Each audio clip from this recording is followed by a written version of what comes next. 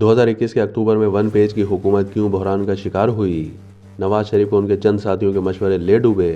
वजाहत मसूद का कॉलम निगार वजाहत मसूद अपने कॉलम में लिखते हैं कि फरवरी 2018 में यही जाती सर्दियों के दिन थे। एक दोस्त किसी अहम सरकारी इजलास में शिरकत करके लाहौर वापस पहुंचा।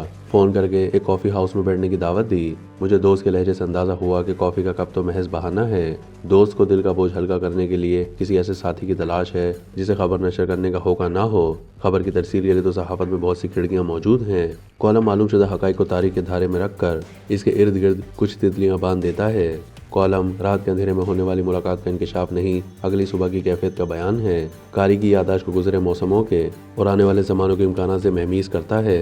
दोस्त के बताए हुए रेस्टोरेंट में पहुंचा तो देखा कि आम तौर पर खिलखिलाते हुए चेहरे पर अंदेशों के साए मंडला रहे हैं। बहुत आहिस्तगी से बताया कि आने वाले दिन अच्छे नहीं हैं। जुलाई 2017 में मुंतखब वज़ीर आज़म को घर भेजना तो अलमिया तमसील का यूनानी कोर्स था।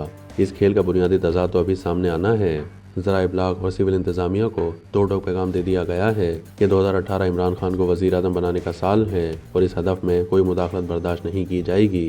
28 जुलाई 2017 को नवाज शरीफ अकामा के तार अनकबूत से बांधकर माजूल किए जा चुके थे। शाहिद खाकान अब्बासी की सियासी हैसियत निगरां वज़ीर आज़म से ज़्यादा नहीं थी। राहिल शरीफ अस्करी क़यादत की मुतअद्दिद नस्लों से सीना पसीना मौसूल होने वाले बनी गाला के अहदनामे को हिर्ज़ जहाँ बना चुके थे।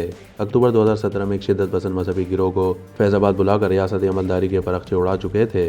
पीपल्स पार्टी इस दौरान सिंध और बलूचिस्तान में परछाइयों से दिल बहला रही थी। वफाक और दस्तूरी सियासत की शोहरत रखने वाली जमात सादिक संजरानी को गले लगा चुकी थी। खुद मुस्लिम लीग का हाल पतला था। नवाज शरीफ बरतानिया में थे।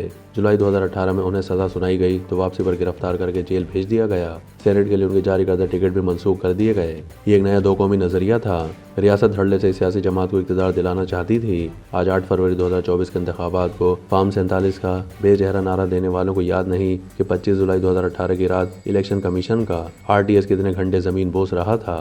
कराची में मतलूबा नताइज हासिल करने तक मरकजी पंजाब के नताइज का ऐलान क्यों नहीं हुआ था। ख्वाजा आसिफ की सियासी जमात डूब रही थी और वो फौज के सरबराह को अपनी नशिस्त के लिए फ़ोन कर रहे थे।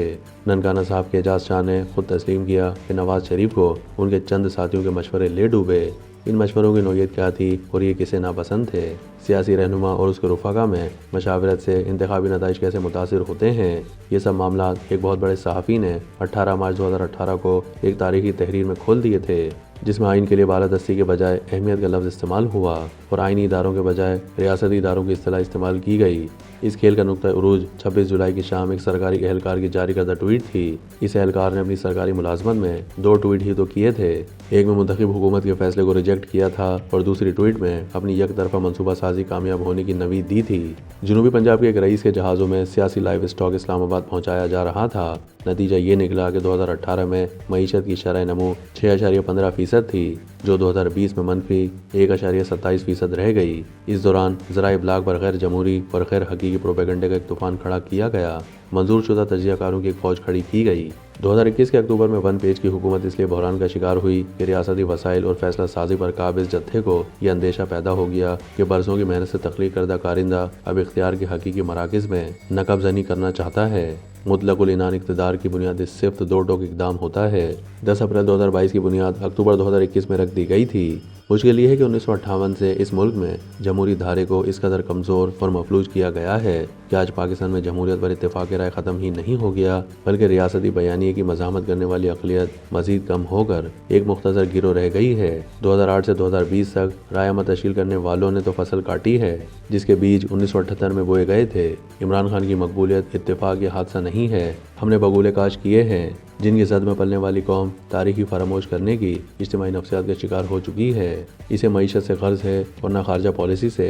इसे तालिबान की दहशत गर्दी पर कोई तशवीश है और न इदारों की बेतौकीरी का दुख। हमने उन्हें सामरी का एक बछड़ा पेश किया था।